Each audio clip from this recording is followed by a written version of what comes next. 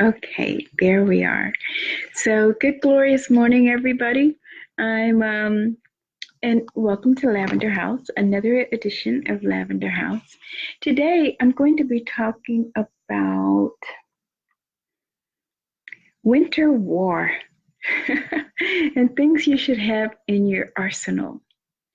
And the reason I'm doing this is because, believe it or not, I'm susceptible to all of the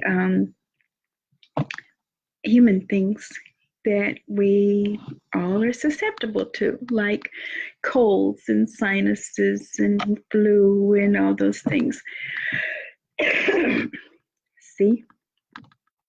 Anyway, I decided to do this video today because I've done one before where I just kind of put some things out there and showed some things. But this time I am actually in the throes of regaining my full composure. Okay. So a few days ago, I got a scratchy throat. Oh my goodness. And sinus drainage, mucus, which was so totally crazy. Some of that was brought on by the fact that I've been doing a different type of diet, more toward keto. And just really focusing on the no sugar, no dairy, no wheat kind of principle that I tell everybody all the time. And I was in the home of a friend and overindulged in some of those wonderful things, okay, especially the sugar. And I got a hold to quite a bit of dairy with the cheeses and things that we were using, and exposed to a lot of animal dander and set out in the air when the weather was changing. And I think the wind blew in some things that exacerbated what was going on. And so I tell you those things so that you understand kind of where you pick this stuff up from. If you're traveling and you're on an airplane, you may be in compressed air. And a lot of people say, well, I caught the flu from so and so, or I went to such and such and such and I caught the flu. I want to tell you that although flu is recorded as a communicable type of disease, and it is quite contagious, you have to be a good host in order to bring that on. And so if your resistance is down, you're a little bit tired, fatigued, and you're just pushing yourself to the limits, and you're not having a healthy diet and exercise program, diet and lifestyle program, then yeah, you can become susceptible to those things. And I think the majority of what made me more susceptible to what was going on all around me was the fact that I was in service. I was working with someone, and I overexposed myself to a lot of those elements that I just mentioned. Okay, and so I want to talk about the arsenal and what we can do to get through these things. Let's see, today is Thursday. This came on for me about, I want to say maybe Sunday night, because I had sat on the porch and in the wind and some other things that may have exposed me to more of the airborne pathogens that would come into my body and exacerbate these things, okay? So some of my symptoms, beginning with a scratchy throat, okay? And I think it was Sunday night or Monday morning, I woke up and the throat felt like absolute fire, okay? So sore throat, there was a lot of sinus drainage, enormous sinus drainage. And I normally kind of steer away from over-the-counter medicines or a lot of medicines, but I had Benadryl in my purse and I took that back. So, and also an ibuprofen, just so I could get this under some matter of control. I also got up, even though it was the middle of the night, it was about 1:30 a.m. And I got up and poured some broth in a little pot and put about a half teaspoonful of turmeric and just a tiny dash of black pepper into that, and got that nice and warm, and ingested it so that would be kind of soothing. So that's what I did to first begin. And so then when I got up on Monday morning, I started paying attention to my body. What are my other symptoms? How do I feel? Okay. So my eyes were a little bit itchy. My ears and my throat were just horrible. And after the Benadryl wore off, of course, I came back with the mucus. And paying attention to my body, recognizing over the past couple of days what I had eaten and how much I had eaten. I had a few episodes of over consuming. That's what happens when you don't pay attention to what you're doing and you're just enjoying company and all these other kinds of things. And I'm telling you this because we're headed into the holidays and we're going to be doing all those things. And that might make us a little bit more susceptible. So, paying attention to my body, my symptoms were a sore throat, sinus drainage, congestion, itchy eyes, itchy ears, itchy throat, and a lot of mucus production. First thing I did, I looked in the mirror and I said, okay, girlfriend, no sugar, no dairy, no wheat. Now, I recognize, just like all of you, that it's very difficult to do that. So what we have to do is be mindful of what we're putting into our body. I like coffee, so I use almond milk. So that's not technically dairy, okay? I don't use sugar. I've stopped using sugar for quite some time. And now this is my favorite little item. It's called Whole Earth. Let's see if I can get that in a good focus for you. Okay. I like this one in particular. It's a combination of stevia and monk fruit, and it's really, really nice and tasty sweet. It doesn't have the bitter aftertaste for me. Now, you might use erythritol if you have to have a sweetener. And the reason I'm bringing up sweeteners is because my next part, and one of the biggest parts in my arsenal, and that's when I'm out and about, I always have a little bag of tea in my purse or something. You know, I have tea. If I'm traveling in my car, I've got a whole arsenal. I could go out to my car and get what you need and take care of you. But just in the house and roundabout, I'll stop at Starbucks and ask for a cup of hot water. And what am I going to do with the hot water? I usually have either like one of these packets with me. It's hard for me to, okay. So a detox tea, I'll go for detox in the first place. And I normally have, or I might have, and if I don't, I will go to the store and get it. Okay. Lemon ginger and green tea are like two of my favorite things. That's my go-to when when I'm out in the streets. Okay, green tea and lemon ginger. Okay, this is ginger green tea. Okay, so ginger is warming, soothing, and aids in digestion. That's really, really why I get it. Okay, here's another product that I get. I like to stop by Ross and check the tables and see what they have. Let's see, that's a lot of bright light on that. I don't know if I can show it to you very well. Okay, organic lemon ginger green tea. Bam. So a few of these are going to go in my purse. Okay, it can go. One packet can go in your wallet. You're never alone. Okay. So tea. Why? Because I want to get warm fluids into my body and start kind of breaking up the congestion. This is why the lemon and ginger, okay? And I don't use sugars or sweeteners with my herbal teas, all right? But herbal tea is my first go-to, and like I said, that's when I'm out. Now, when I get home, one of the first things I'm going to do is clean. Yes, I am told that Florence Nightingale, when she went into the battlefield where soldiers were dying and everything, one of the first things she did when she kind of set up the hospital was get things clean. Okay.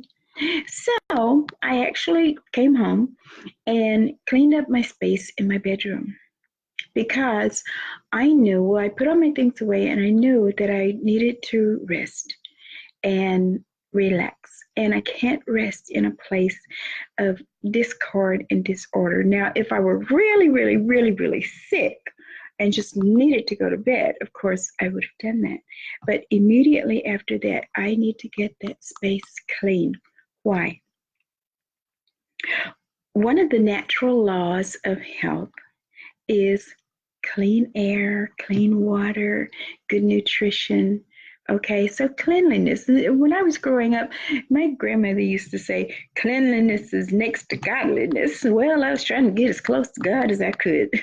So, one of the first things I do is clean and put things in order. Okay, because chaos produces a chaotic energy. So when I'm talking to you guys, I'm talking spirit, mind, and body. So and then I bring out my little arsenal. I bring out the things that I'm going to use. So since I have the sore throat and my sinuses are irritated and I'm itchy, I got itchy eyes. And when I wake up during the night and my throat is on fire, it's generally because I'm breathing through my mouth because my nasal passages are so congested, or I'm breathing through my mouth because my nasal passages are so draining back into my throat and irritating the throat. So one of the things that I do is pull out my diffuser. Okay, and I put essential oils in my diffuser. When I'm dealing with a cold or irritants like that, my go-to is eucalyptus oil. Now, this brand is now, you can pick your brands and do things how you want to, but this is eucalyptus, okay? And I'll put about 5 drops in the diffuser. And I'll alternate between eucalyptus and peppermint for sinus drainage and things like that. The other thing is if I'm terribly congested, I might put a couple of drops of peppermint essential oil, okay, in a pot of boiling water over the stove and just kind of wave it to my face, okay, and try to get that breathing in because the nasal passages are a direct passage to the brain, okay? Not to mention, when you breathe in, and stop and think about it, when you breathe in, you can feel that all the way. You have to be kind of sensitive to yourself, okay? But you can feel that breath. And if you get the peppermint in there and it goes zing, you'll feel it behind your eyes. You'll feel it at your ears. You'll feel it go down your throat. All right? Okay. So I've cleaned. I've set my diffuser. And then I want to warm up. Now, another thing that I'll do, especially when it's dealing with a cold and maybe even the onset of the flu, because flu can come on you just like that. You wake up achy and all these kinds of things. So I haven't produced anything close to the flu. However, I will make you a video to tell you what you can do naturally for those things. But one of the other first things I do is the detox tea because I want to start breaking up the mucus and getting it out. Okay, get stuff out of you. Okay, so if you don't have any of those, grab a couple of lemons on the way home. Squeeze some lemon into some warm water with a little bit of honey. Now, if you got a good whiskey, a teaspoonful of it won't hurt you. We used to call that a hot toddy. And it worked, okay? It still will, all right? You just don't pour 5 pounds of whiskey into there, but the alcohol is very warming. However, if you're going to be taking over the counter drugs and drugs or anything like that, you want to be careful what you're doing to your liver. Okay, so I don't really advocate the alcohol. However, I grew up with that and I know that it had a medicinal purpose. Okay. And so when I'm dealing with mucus, if it's stuck all up in here, then it's also stuck in here. That's where it begins. It begins in the gut. Congestion comes out. You're backed up all the way to here. Okay. So you want to get that congestion moving. And what's going to move it most of all is warm water, warm broth, warm soup. Okay. Um, you're going to eat a lot less meat if you eat, because one of the first things I do is stop eating. Okay. If you've got congestion and you've got an irritated throat, you don't really want to swallow. Okay. So stop eating. At the first sign of illness, stop eating. Yes. Give your body time to, and when I say stop eating, let's go for 6 hours. 8 hours, 10 hours, 16 hours, as long as you're feeling so yucky, your body does not need the extra added um, um, chore of trying to digest food, especially heavy food, especially starchy foods. Okay, that's going to put your blood sugar up and everything. So, if you feel like eating, if you get really, really, really hungry, um, and you have some greens, I don't care if it's a can of spinach, okay, or some steamed spinach or something like that. Greens, steam some broccoli. You can pick up the package of steamables on the way home. That'll work for now, okay? And just put you a little bit of Himalayan sea salt on it and eat that, okay? But me, I first stop eating, okay?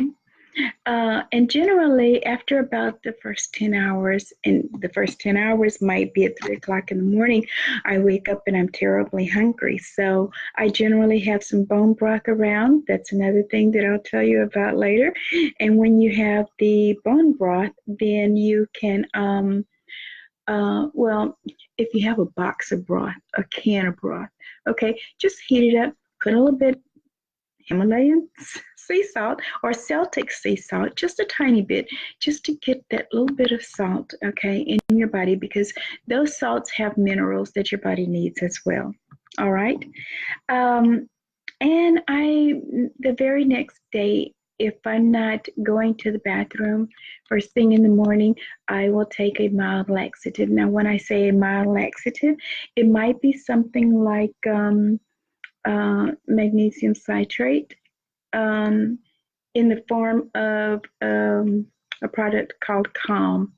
Okay, and when you mix it with a little bit of water, it will produce magnesium citrate. Your body needs the magnesium, and it's going to kind of help, relax you, calm you down a little bit, and it will have a laxative producing kind of quality.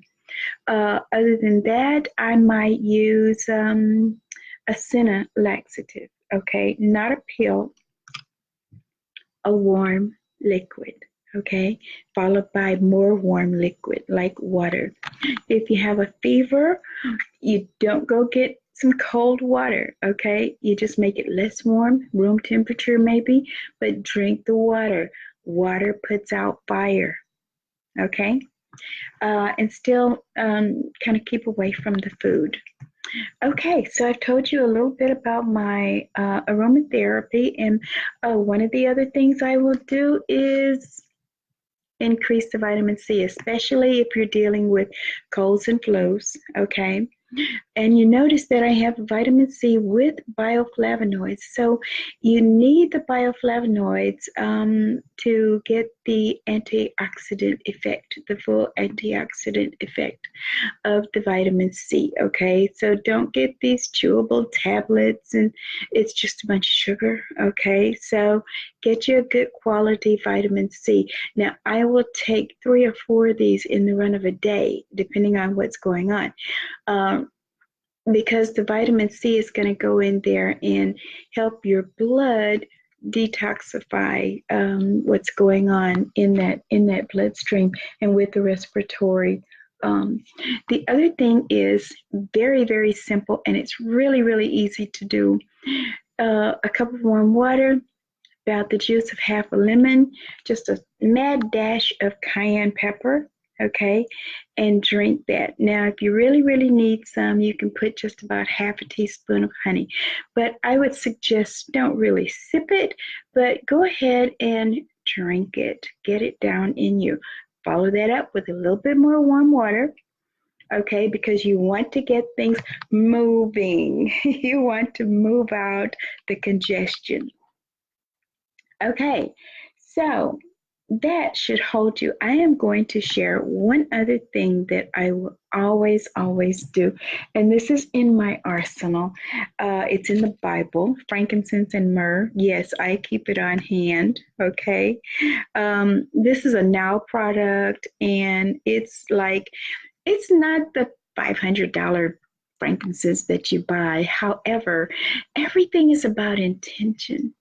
And if your intention is to assist the body in healing and making it through these colds and flus, it's not going to hurt a thing, okay? I will use it for meditation. I'll put a couple of drops just on my fingertips, wave it in front of my nose because it helps me to calm down. Then I might put a little bit in the area of the lymph nodes, okay?